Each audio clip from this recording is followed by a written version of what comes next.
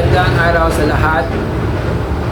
Nandito na naman po tayo sa ating video, sa isang video tungkol po ito sa aming serbisyo. Ano po itong serbisyo namin, coverage of our service. So ginagawa ko lang ito baka kasi maraming nagtatanong, naguguluhan tungkol sa aming mga proposal nationwide. Especially, most of all of my consulting project is proposed nationwide. Like for example, for our Philippine Military Industry and Development Program was proposed to the Department of National Defense and Armed Forces of the Philippines. And for our cityhood project is proposed to municipalities nationwide that eligible for the conversion for cityhood filing, and also the other project like Business Junior Card and DTI Capital or Manila. So yun po ang mga project na naku-question, pati yung Mall of Philippines project. So ang first nilang, baka sa akin lang to ha, hindi ko naman, wala pa man akong natatanggap. So ang baka naguguluhan na sila. So ang first dito siguro na naguguluhan sila, ano ba yan, Tagalog na yung naguguluhan, is we have an authority, may authority ba kami to conduct service? Now we are registered in Aloran. So dapat sana dyan lang kami sa, o dito lang kami sa Aloran or sa barangay namin.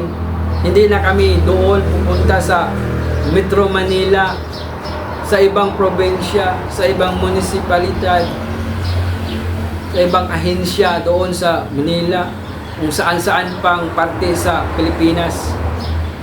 If mag-ayos kami, kailangan munang mag-establish kami ng opisina o branch doon, tapos mag-propose.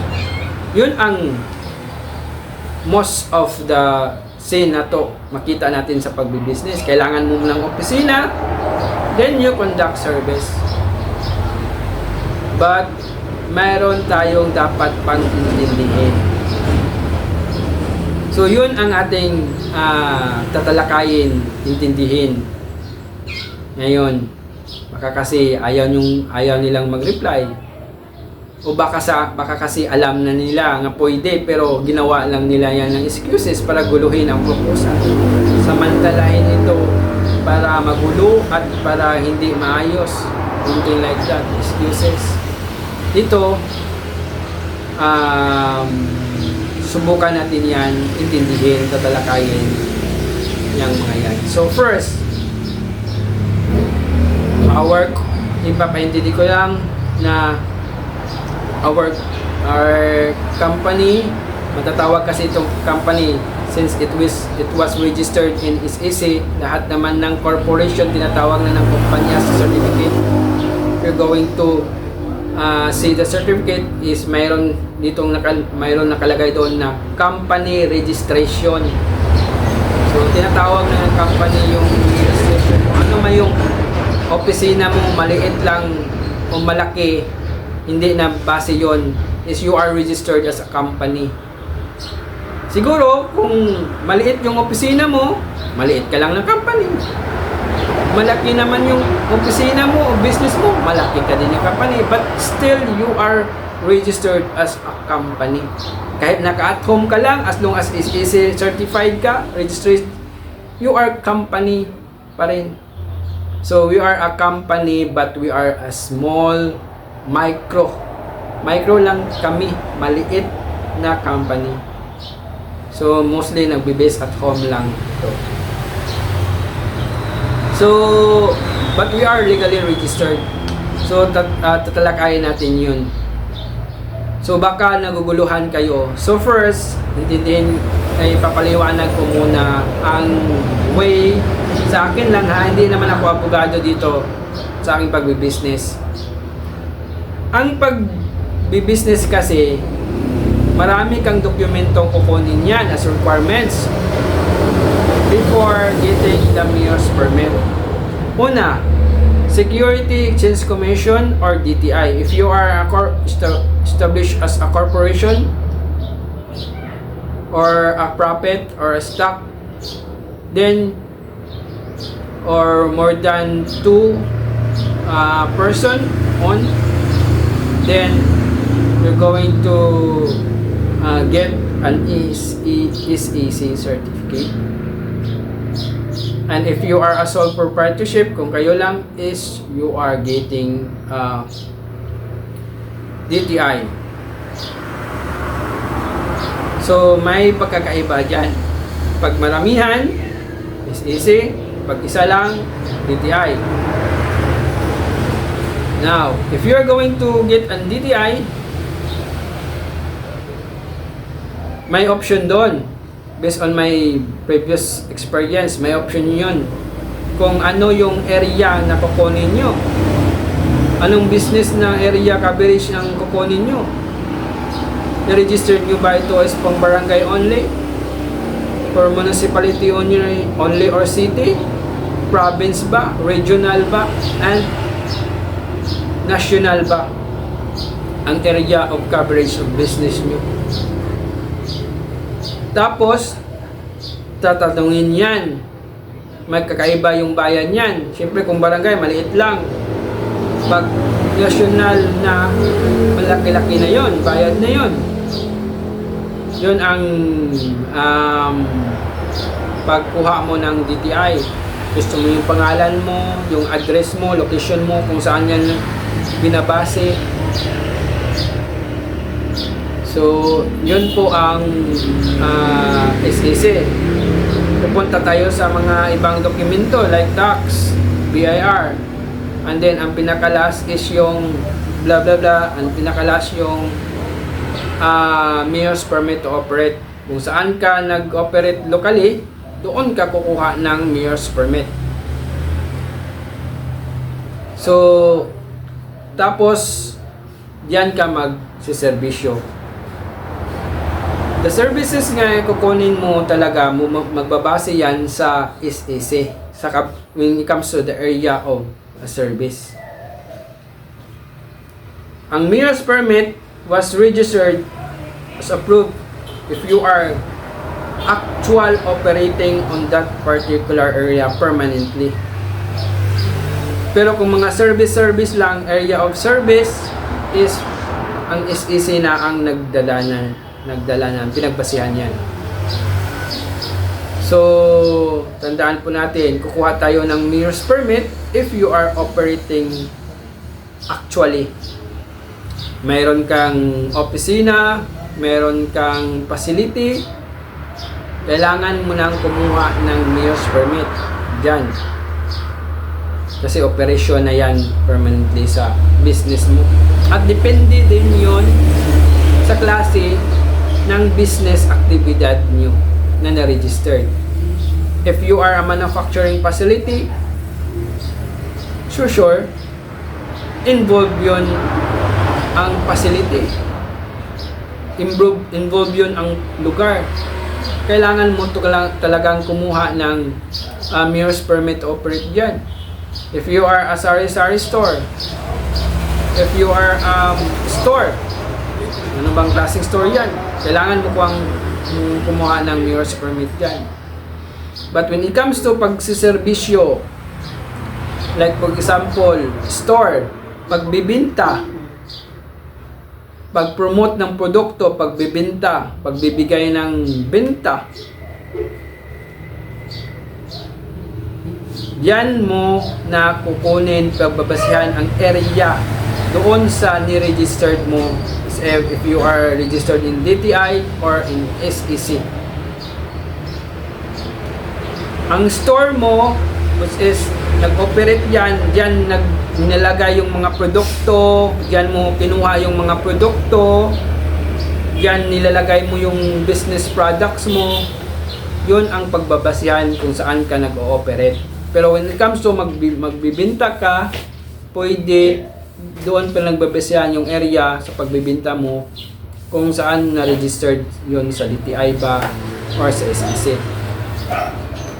So, yun ang pagkakaiba. So, ang sa SEC, if you are going to register in SEC, you are automatically a domestic firm. You are registered to do business domestically, nationally, or nationwide. Sa area sa Pilipinas yan. Ang sa DTI naman, pag magpipili ka kung barangay ba, municipality ba ang area coverage ng pag-business mo, o province ba, siguro naman, kasi ako kumuha ko na dati ng DTI, pero hindi natuloy. Yun naman ang na-experience ko. So, yun po ang so here tayo sa aming serbisyo sa consulting firm sa Philippine Cressy Management Corporation.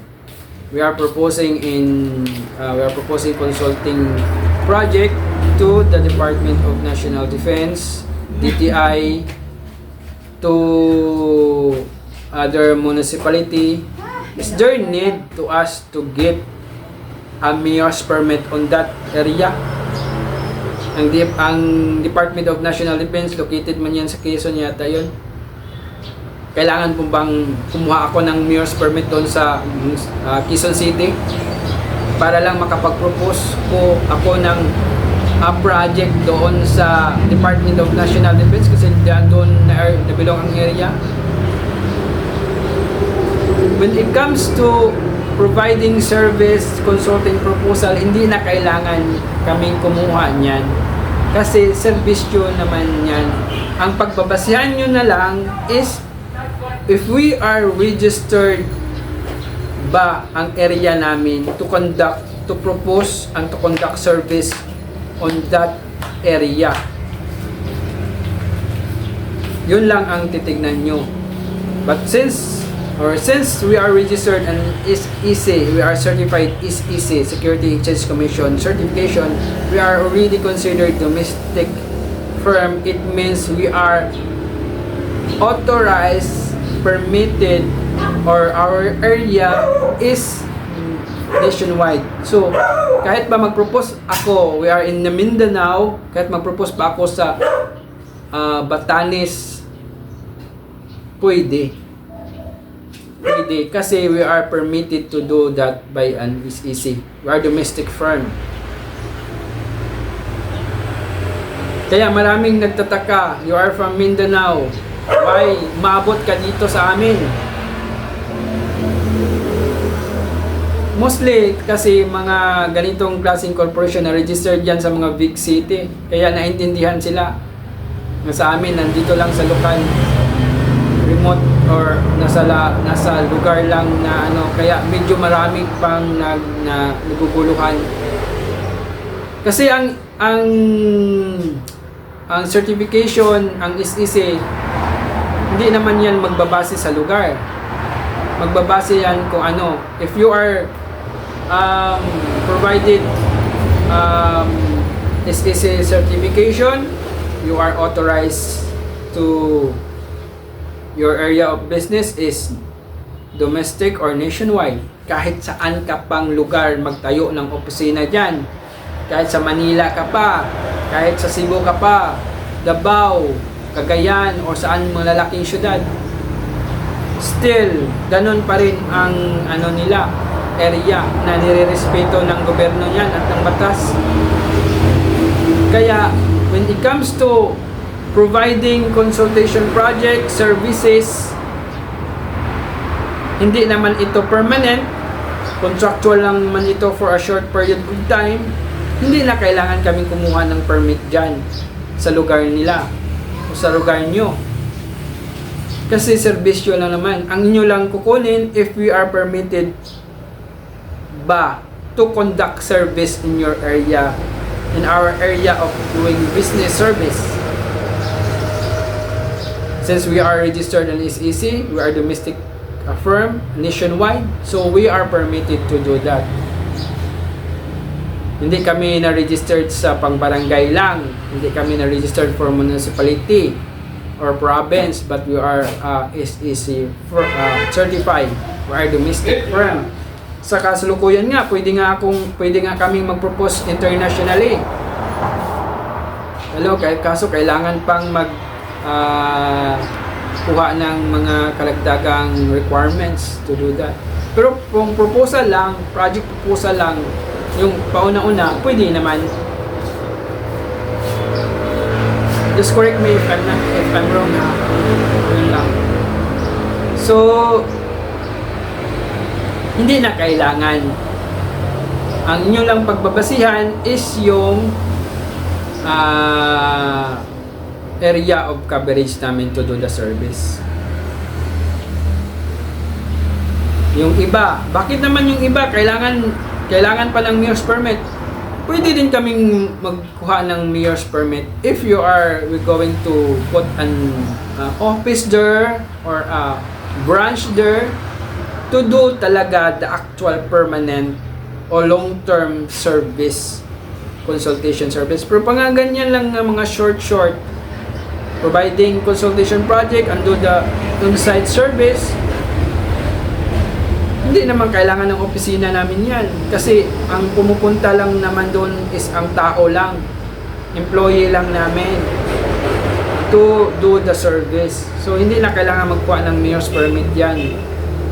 Authorized yan under the SEC na. Ang pagbabasyan niyan isa yung area of do the service. Kung, like for example, kung store ka, kung saan na location na yung store mo, pag mag-display ka ng product, ilalagay mo yung product, it means nag-actual operation ka diyan. Kasi nandyan, in-store mo yung product. Yun po ang kailangan kang kumuha ng mayor's permit. Kasi nag-involve na yan ng actual, permanent operation or store. Diyan ka nag-ooperate. Pero kung mag-ooperate ka ng magbibinta ka na, yun ang operation mo, magbibinta ka na, diyan na kukunin sa yung permit yung area of coverage mo sa pagbibinta. If you are DTI, din kukunin din doon kung ano ang area mo. Municipality ka ba? Barangay ka ba? Province ka ba? So, pwede kang magbinta kahit ba nasa store ka, dadalhin mo yung produkto mo doon, magbinta ka doon, as long as nasa area mo, you are allowed to do that.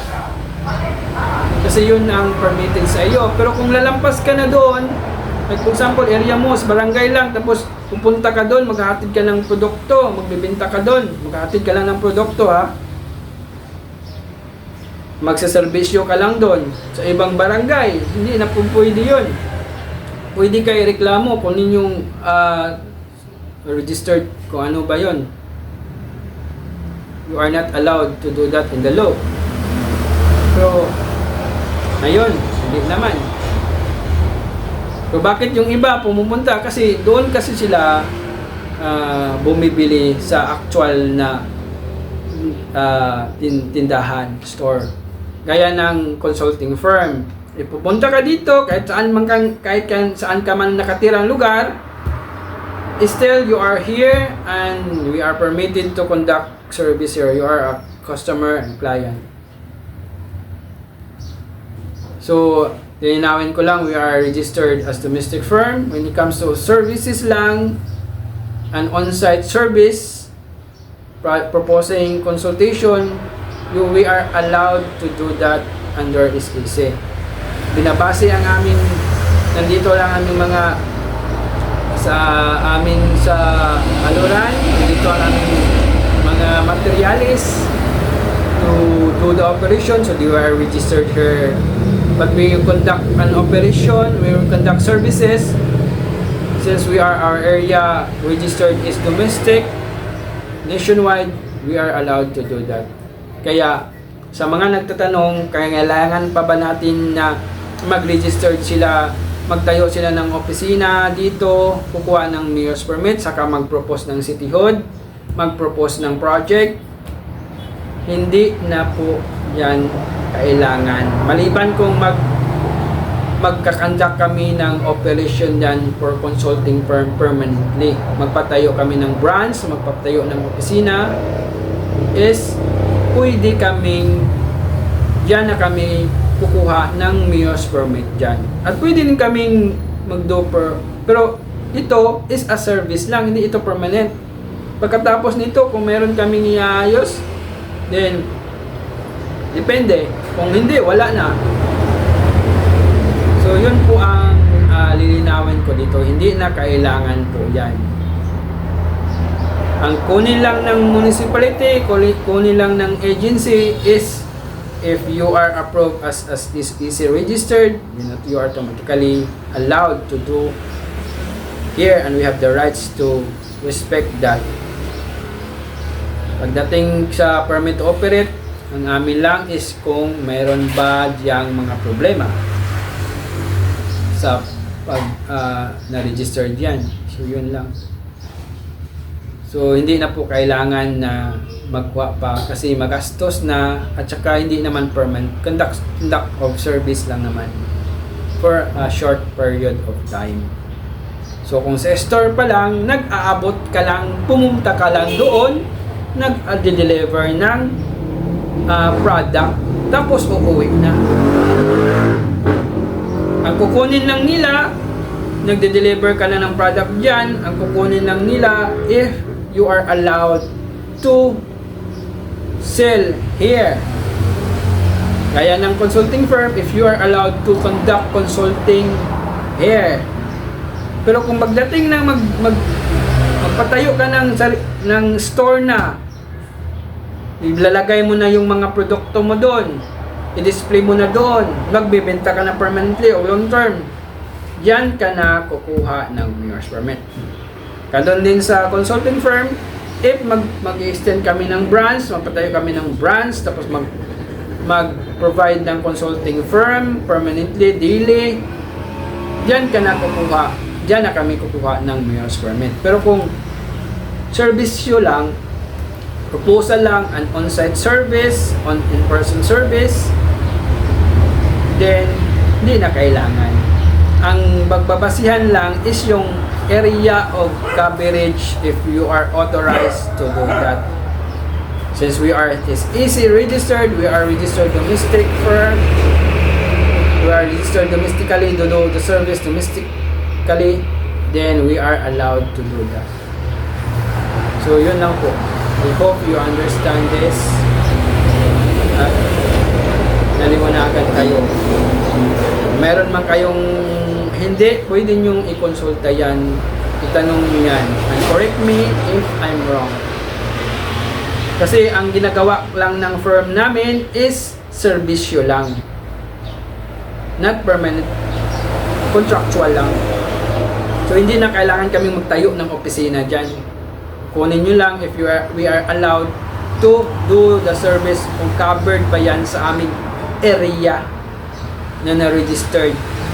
Kahit nandito ang aming base address for the main operation, ang area ba namin na i-operate na registered ba? At depende yon sa aming sa serbisyo. Kasi ang amin kasi, when it comes to, saka na kami magpapatayo ng opisina, magkukuha ng permit, pag magpatayo na kami ng branch or ng opisina or ng facility, office, building for the operation. Pero when it comes to services lang, on-site, in-person, proposal, kasi services lang naman yan, hindi na kailangan, area na lang ang kukunin ninyo. So, dalalan po ninyo. We are EC registered kahit pa saan kami magpalipat-lipat, still we are allowed to do it domestically, to do the service domestically. Pag ang service na namin, kailangan na namin ng actual talaga, permanently and long term, diyan na kami kukuha ng mayor's permit at magpapatayo ng opisina sa inyo. So proposal sa inyo, conduct of service, area lang, kasi hindi naman yan permanently. allowed kami dyan. Hindi na kailangan ng mayor's permit dyan. If we are going to put an branch, an office, an building to do the consulting service permanently, tatanggap na kami, then kailangan na namin ng mayor's permit. But since we are just only doing a project proposal, consulting service, and project management service on site, yung area na lang ang kukunin nyo. If we are allowed to do that in the area of coverage, since we are SEC, we are domestic firm, registered domestic firm. Ang area namin is nationwide. So pwede lang. Hindi na kailangan ng mayor's permit lang. So I hope naintindihan nyo ito. Sana hindi na maguguluhan yung mga isipan nyo. At alam naman natin yan. So maraming salamat po sa lahat.